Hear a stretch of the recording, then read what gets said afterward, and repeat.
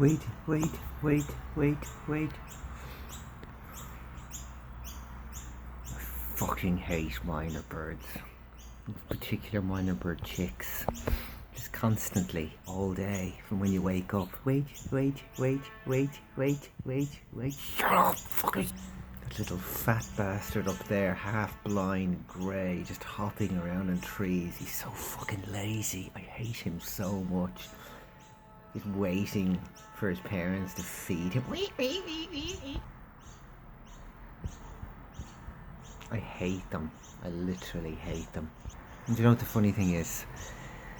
Every fucking year since I've been in this country, in every house I've ever lived, every spring, there's two of the little fuckers outside my bedroom window.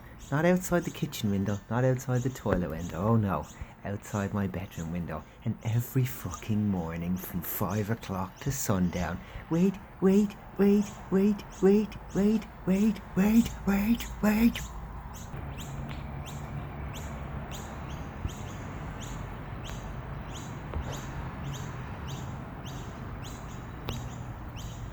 I hate them.